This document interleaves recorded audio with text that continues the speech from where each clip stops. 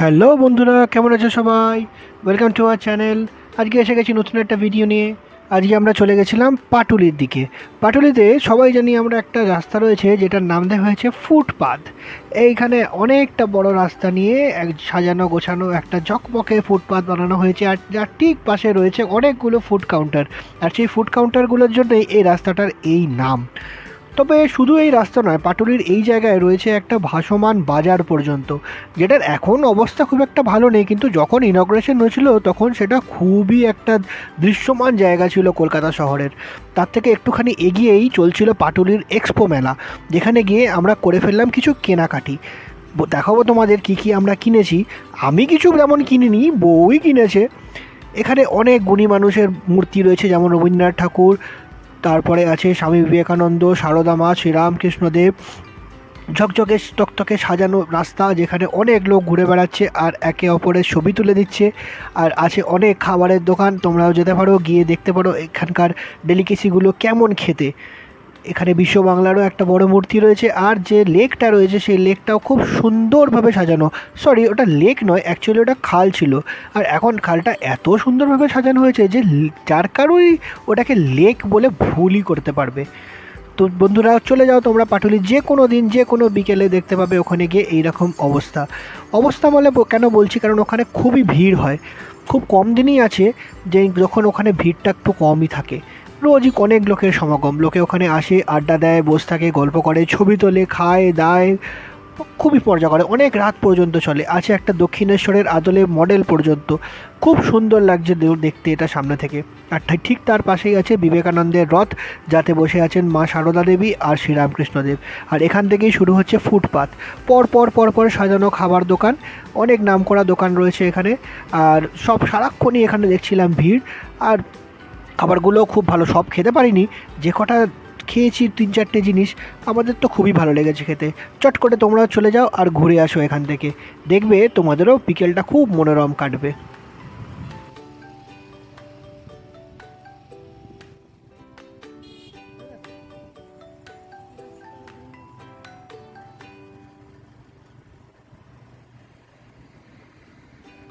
পাটুলির এই জায়গাটায় পৌঁছতে গেলে তোমরা খুব সহজেই বাইপাসের রাস্তা ধরে যেতে পারো। রুবি হসপিটাল থেকে যে রাস্তাটা সোজা গড়িয়ার দিকে যাচ্ছে, সেইখানে যে কোনো বাস ধরে তোমরা পৌঁছে যাবে পাটুলির এই স্টপে।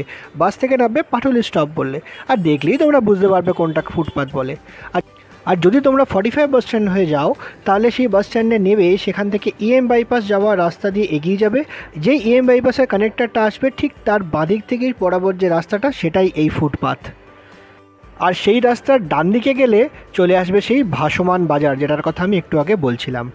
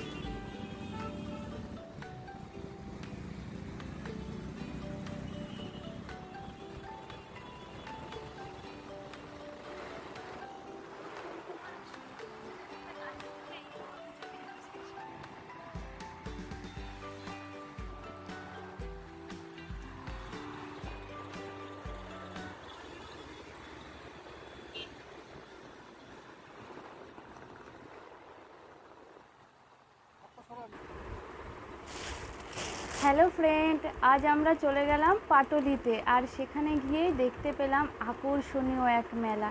প্রথমেই আমি বলে দিই পাটুলিতে কি কি আছে। যেটা আমাকে সব থেকে বেশি মুগ্ধ করেছে সেটা হচ্ছে দক্ষিণেশ্বরের যেই মন্দিরটা আছে, সেই মন্দিরটার ওখানে একটা ডেমো আছে, তোমরা দেখে আসতে পারো। সেটা আমাকে অনেক ভালো লেগেছে। আর যেটা ভালো লেগেছে সেটা হচ্ছে সেই মেলা। বুঝতেই পারছো, মেলা মানেই হচ্ছে মেয়েদের শপিংয়ের জায়গা। সেখানে গিয়ে প্রথমেই আমি দেখতে পেলাম একটি ড্রেসের দোকান, আর সেখান থেকে কিনে নিলাম এই ড্রেসটি, নাইট ড্রেস হিসাবে পরার জন্য। এটার দাম যেন কত নিয়েছে? 130 টাকা এটার দাম নিয়েছিল, খুবই কম দাম।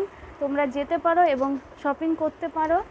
নেক্সট হচ্ছে এই পাফটা আমি কিনেছি, যেটা আমার অনেক দিনকার কেনার ইচ্ছা ছিল, কারণ ঘরে একটা পাউডার কেস ছিল কিন্তু পাফ ছিল না, সেজন্য এই পাফটা কেনা হয়েছে। 10 টাকা। হ্যাঁ 10 টাকা নিয়েছে।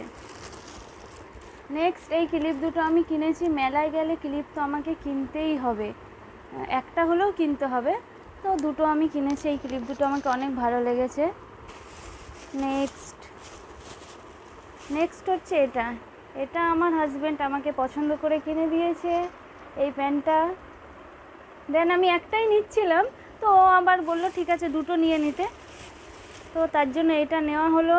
এই দুটো প্যান্ট কত নিয়েছে একসাথে 320। তোমরা দেখে বলো কোনটা বেশি ভালো লাগছে আর কোনটা পরলে বেশি ভালো লাগবে। নেক্সট আমরা কিনেছি এইটা কিনেছি। আর আরেকটা জিনিস মেলাতে আমি দেখলাম, সেটা হচ্ছে মাছের কি বসেছিল ওখানে,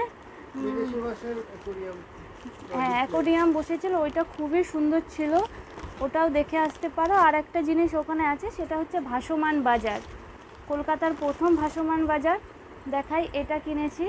এই ফুলদানিটা আমাকে অনেক দিন কেনার ইচ্ছা ছিল, কারণ আমার ঘরে একটা ফুলের জার আছে, সেটা শুধু পড়ে যায়। দেখাও একটু জারটা কোথায় আমি বসাবো, এই ফুলের এই জারটা বসানোর জন্য এই ফুলদানিটা মেন আমি কিনেছি। এটাই। আর আমি ওখানে গিয়ে খাওয়া দাওয়া করেছি। কি খেলাম আমরা? ফার্স্ট এগরোল খেলাম। দেন আমি ভাসমান যে বাজারটাতে ঢুকেছিলাম, সেটা হচ্ছে গিয়ে খুব সুন্দর ছিল, ওখানে একটা চায়ের দোকান আছে, খুব ভালো চা বানায়, সেটা খেয়েছি। তারপর দেন বাড়ি। চলো টাটা, গুড নাইট।